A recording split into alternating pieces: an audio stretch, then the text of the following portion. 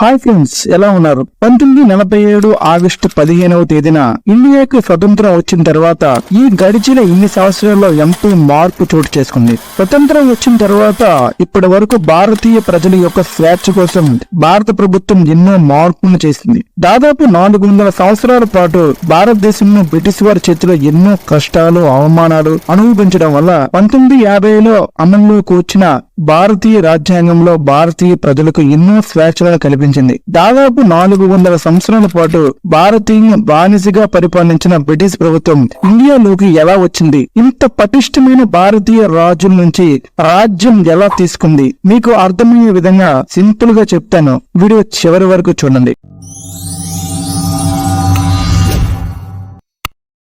ఆంగ్లేయులు నివసించే బ్రిటిష్ దేశం యూరోప్ ఖండంలో ఒక చిన్న దేశం. మన దేశం యొక్క భౌగోళిక విస్తీర్ణం కంటే బ్రిటిష్ దేశం 13 రెట్లు చిన్నది. బ్రిటిష్ దేశంలో యూకే అంటే యునైటెడ్ కింగ్డమ్ అని పిలుస్తారు. 16వ శతాబ్దంలో కూడా పాపులేషన్ లో పోలిస్తే కూడా బ్రిటన్ దేశం కంటే మన దేశం జనాభా చాలా ఎక్కువ. బ్రిటన్ దేశం ఇండియాలో వ్యాపారం చేస్తే చాలా లాభం వస్తుందని అనుకున్నారు. యూరోప్ ఖండం ధ్రువ ప్రాంతంలో ఉండడం వల్ల భారతదేశ ఉష్ణ మండలంలో అంటే భూమధ్య రేఖకు దగ్గరగా ఉంటుంది. ఈ వాతావరణ పరిస్థితుల వల్ల మన దేశంలో సుగంధ ద్రవ్యాలు అంటే స్పైసెస్ అనేవి యాలకులు, లవంగాలు, మిరియాలు ఇలా చాలా ఎక్కువగా మన దేశంలో పండేవి. వీటి యొక్క ధర యూరోప్ దేశం కంటే మన దేశంలో చాలా తక్కువగా ఉండేవి. వీటిని ఇక్కడ నుంచి తీసుకొని పోయి అక్కడ అమ్మడం వల్ల లాభం వస్తుందని ఆలోచించిన యూరోప్ ప్రజలు ఇండియాకు రావాలని అనుకున్నారు. కానీ ఇక్కడే అసలైన సమస్య మొదలైంది. బ్రిటన్ దేశం నుంచి ఇండియాకి ఎలా రావాలో ఎవ్వరికి తెలియదు. దానికంటే ముందు అంటే 1498లో వాస్కో డి గామా అనే ఒక పోర్చుగీస్ నావికుడు కేరళలో ఉండే కాలికట్ అనే ప్రాంతానికి సముద్ర మార్గం గుండా వచ్చారు. ఇలా ఇండియాను కనుక్కున్న పోర్చుగీస్ వారు దాదాపు 100 సంవత్సరాల పాటు ఎవ్వరికి తెలియకుండా వ్యాపారం చేసేవారు. గోవా, ముంబై, పాండిచ్చేరి, యానాం లాంటి అనేక ప్లేసుల్లోనే పోర్చుగీస్ వారు స్థావరాలు ఏర్పాటు చేసుకుని ఇండియాలో ఉండే సుగంధ ద్రవ్యాలను తీసుకొని పోయి వారి దేశంలో అమ్మేవారు. ఎలాగోనో ఈ విషయాన్ని తెలుసుకున్న బ్రిటిష్ వారు ఇండియాకు పోయి వ్యాపారం స్టార్ట్ చేద్దామని డిసైడ్ అయ్యారు. అప్పటి బ్రిటిష్ పాలిస్తున్న క్వీన్ ఎలిజబెత్ డచ్ దేశం అంటే ఇప్పటి నెదర్లాండ్ కి సంబంధించిన ఒక కంపెనీతో కలిసి పోర్చుగీస్ వారు ఏ విధంగా అయితే సముద్ర మార్గం గుండా ఇండియాకు వెళ్లారో అదే విధంగా అంటే అదే సముద్ర మార్గం గుండా 1608 ఆగస్టు 24వ తేదీన బ్రిటిష్ వారు గుజరాత్ దగ్గరలో ఉండే సూరత్ లో ఒక స్థావరాన్ని ఏర్పాటు చేసుకున్నారు. అయితే అప్పటికే ఇండియా అనేది మొఘల్ యొక్క పరిపాలన ఉంది. అప్పటి మొఘల్ చక్రవర్తి అయిన జహంగీర్ వద్ద వ్యాపారం కోసం అనుమతి తీసుకున్నారు. దీనికంటే ముందు 1600లో డిసెంబర్ 31న ఏర్పాటైన ఈస్ట్ ఇండియా కంపెనీని ఇండియాలో ఒక బ్రాంచ్ ని ఏర్పాటు చేశారు. బ్రిటిష్ వారు రాక ముందు వరకు ఒక్క పోర్చుగీస్ వారు మాత్రమే ఇండియాలో వ్యాపారం చేసేవారు. 1608 నుంచి బ్రిటన్ మరియు డచ్ దేశం వారు ఇద్దరు కలిసి వ్యాపారం చేయడం మొదలు పెట్టారు. 1608 నుంచి 1750 వరకు ఆంగ్లేయులు ఏ పని కోసం అయితే వచ్చారో అంటే వ్యాపారం కోసం వచ్చారో ఆ పని చేసుకునేవారు. కానీ అప్పటికి 150 సంవత్సరాలు భారతదేశంలో వ్యాపారం చేసిన ఆంగ్లేయులకు భారతదేశం యొక్క ఆచార వ్యవహారాలు, జీవన విధానం, మనం చేసే పనులు, విధి విధానాలు, బలగంతో పాటుగా రాజుల యొక్క పరిపాలన, వారి యొక్క రహస్యాలను, సైనిక సామర్థ్యాలని, ఆయుధాల యొక్క పవర్ ను తెలుసుకున్నారు. దీని తరువాతే ఆంగ్లేయుల యొక్క అసలు బుద్ధి బయటపడింది. అప్పటికే పోర్చుగీస్ వారితో జరిగిన ఫ్రెంచ్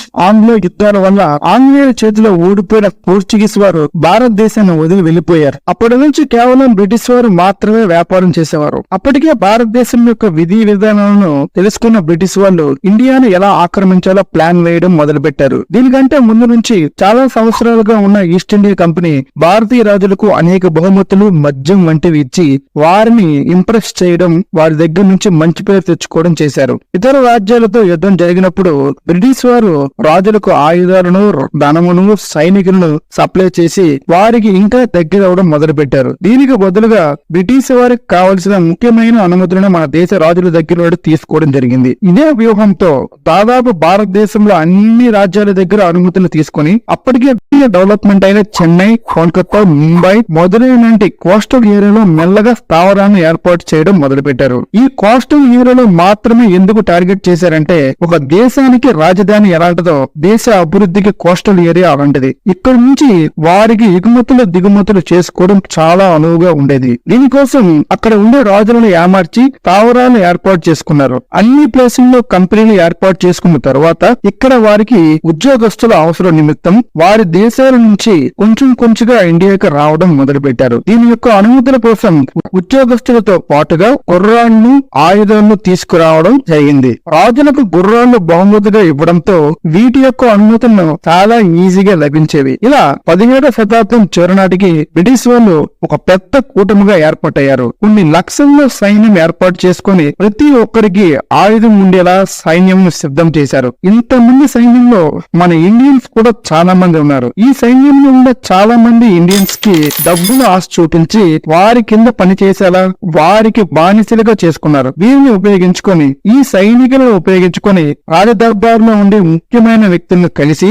వారిని కూడా డబ్బు ఆశ చూపించి రాజ్యంలో ఉండే అత్యంత విలువైన రహస్యాలను తెలుసుకునేవారు. ఇదే సమయంలో భారతీయ రాజులకు రాజ్యాల మధ్య యుద్ధాలు మొదలవడం, రాజ్యం కోసం సొంత అన్నదమ్ముల మధ్య కూడా యుద్ధాలు జరగడం ప్రారంభించిన సమయంలో ఇదే అదురుగా చూసుకున్న ఆంగ్లేయులు యుద్ధంలో చనిపోయే సైనికులకు బదులుగా వీరి దగ్గర ఉండే సైన్యంతో పాటుగా ఆయుధాలను, డబ్బు ఇచ్చి వారికి సహాయం చేసేవారు. ఇలా చాలా సంవత్సరాలు జరిగిన తర్వాత మన భారతీయ రాజులే బ్రిటిష్ వారికి సైన్యం అడిగే వరకు తెచ్చుకున్నారు. ఇలా భారతీయ రాజులు పూర్తిగా యుద్ధ సమయంలో చాలా రాజ్యాలు ఆంగ్లేయులపై ఆధారపడటం మొదలు పెట్టాయి. ఇలా ఆధారపడిన రాజులపై 1750, 1757 వరకు చిన్న చిన్న రాజ్యాల మధ్య యుద్ధాలు ప్రకటించి వారిపైన ఆంగ్లేయులు గెలవడం మొదలైంది. ఆ తర్వాత 1757లో జరిగిన ప్లాసీ యుద్ధంతో ఆంగ్లేయుల యొక్క శకం ప్రారంభమైందని చెప్పొచ్చు. అప్పటి బెంగాల్ పరిపాలిస్తున్న సిరోజ్ యుద్ధాలపై రాబర్ట్ క్లైవ్ గెలవడం జరిగింది.